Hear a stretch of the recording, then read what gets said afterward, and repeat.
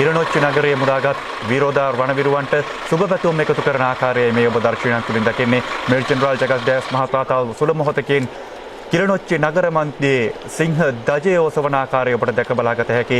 LTT දජ පහත හෙළමින් කුරුරු ත්‍රස්තවාදය පරාජය කරමින් LTT සංවිධානයේ හදවත බඳු කිරණොච්චි නගරයේ මුදා ගැනීමේ ප්‍රීතිය මුළු මහත් රටක් එකට භුක්ති විඳින මොහොතක එකට සමරන මොහොතකයි මේ අපි ඔබට මේ මොහොතේ මේ දර්ශනයන් ගෙනෙන්නේ.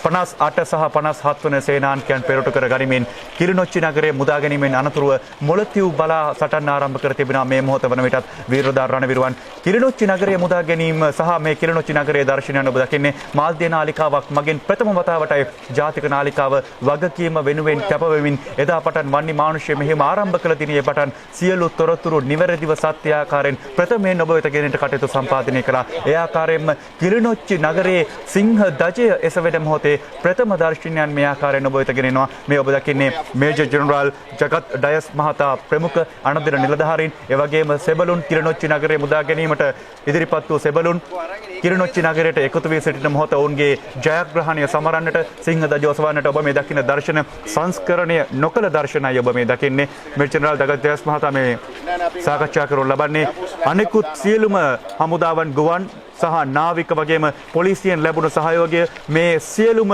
දේවල් මේ සියලුම ත්‍රිවිධ හමුදාව පොලිසිය වගේ සියලුම අංශයන්ගෙන් ලැබුණු සහයෝගය මතයි මේ විජයග්‍රහණය අද සමරනු ලබන්නේ. මේ මොහොතේ ඔබ දකින්නේ කුරිරු ත්‍රස්තවාදය පරාජය කරමින් ම්ලේච්ඡ කොටි ත්‍රස්තවාදය පරාජය කරමින් කිරණොච්චි නගරයේ මුදා ගැනීමෙන් අනතුරුව සිංහ දජය ඔසවන මොහොතයි ඔබ මේ දකින්නේ.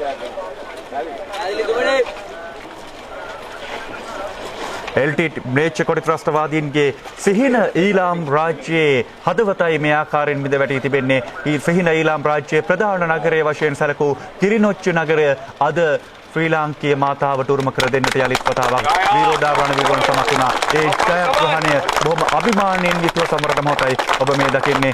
මේ ජයග්‍රහණය සමරන්නට සේනාධිනායකතුමන්, ත්‍රිවිධ හමුදාපතිවරුන්, පොලිස්පතිතුමන්, ආරක්ෂක ලේකම්තුමන්, එවැගේම ශ්‍රී ලංකා රාජ්‍යය ඇතුළු සමස්ත ජනතාවම මේ සභාව යමු බව බොහොම අභිමානයෙන් යුතුව ජාතික නාලිකාව ප්‍රකාශ කර තිබෙනවා. එවැගේම වන්නි මානුෂ්‍ය මෙහෙයුම ආරම්භය දිනේ පටන් සියලුම ජයග්‍රහණයන් එසැනින් වාර්තා කරන්නටත් ජාතික නාලිකාව කටයුතු සම්පාදනය නිහතමානී ආඩම්බරකමක් ජාතික නාලිකාවට වගකීම වෙනුවෙන් කැප වූ නාලිකාවක් වශයෙන් අපතුරක් තියෙනවා.